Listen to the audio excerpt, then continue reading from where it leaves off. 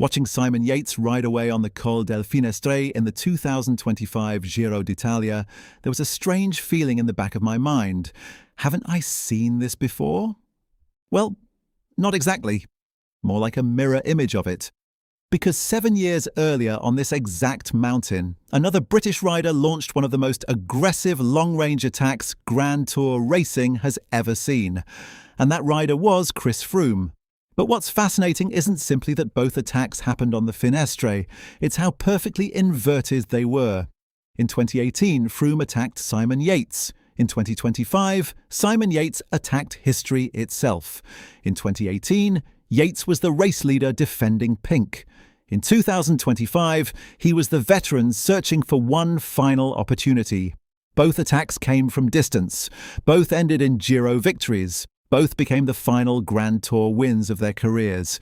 And both happened on a mountain that seems designed specifically to destroy race plans. So let's rewind 7 years and compare two of the greatest Giro d'Italia stage raids ever attempted. First, we need to talk about the mountain itself, because the Finestre isn't simply hard. Plenty of climbs are hard. The Finestre changes how races are ridden. 18+ kilometers, nearly 9% average gradient. And most importantly, the upper section is gravel. That gravel matters more than people sometimes realize.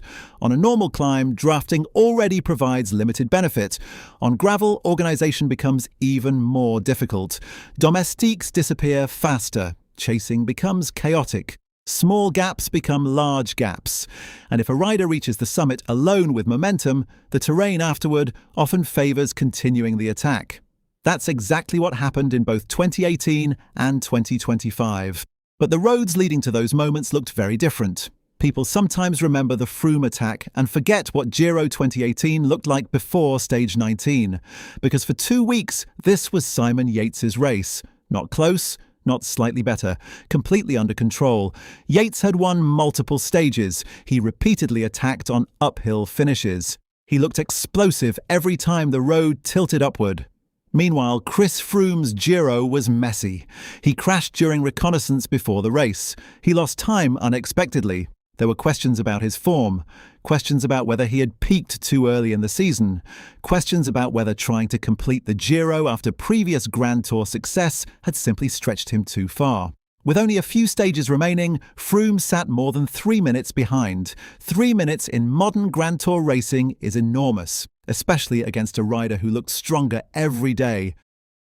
And that's what made what happened next so ridiculous, because Froome wasn't preparing for a conventional attack. He was preparing for something much larger. The stage 19 profile was brutal, and under normal Grand Tour logic, everyone expected patience. Wait for the final climb, limit losses, use teammates, ride conservatively. Chris Froome ignored all of that. He attacked roughly 80 kilometers from the finish. Not on the final climb, not in the final few kilometers. 80 kilometers. Now here's what's important tactically. This wasn't just Froome having incredible legs. Team Sky had already increased pressure throughout the stage. The pace was high. The race had been made difficult before the decisive move even happened. By the time Froome accelerated on the lower slopes of the Finestre, riders were already carrying accumulated fatigue. And Simon Yates, still wearing pink, suddenly looked human. For 2 weeks, Yates had answered every attack immediately. This time he couldn't. The acceleration wasn't catastrophic at first, then it became 30 seconds. Then a minute, then more. And suddenly everyone watching realized something almost unbelievable was happening. Simon Yates wasn't just losing time.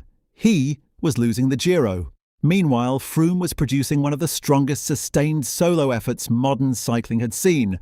Over the summit, across the valley roads, into the finish. No hesitation, no tactical games. Just constant pressure. For Simon Yates, 2018 became one of cycling's most famous collapses, and fairly or unfairly, the Finestre became attached to his career. Not his victories, not his strengths. His collapse. Cycling can be brutal that way. A single mountain can become part of your identity.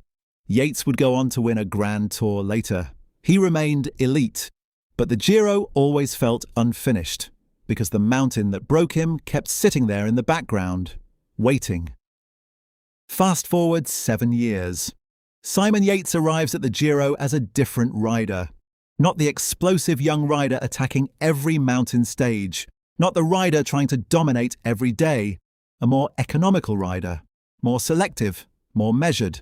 And then the route reveals something almost absurd. The Colle Delle Finestre returns, the exact mountain where everything unravelled. Only this time Yates wasn't defending. He was hunting. And when he launched his move, the similarities became impossible to ignore. Long range, high risk, no waiting, no conservative calculations. Only now, the roles had reversed. Back in 2018, Froome attacked Yates. In 2025, Yates became Froome. Cycling likes to tell stories about rivals. Sometimes it tells stories about mountains. The Colle delle Finestre gave us both. Chris Froome's final Grand Tour victory came by attacking Simon Yates. Simon Yates' final Grand Tour victory came by recreating that same formula. For 7 years, people called daring long-range attacks pulling a Froome. Maybe now it should also be referred to as pulling a Yates.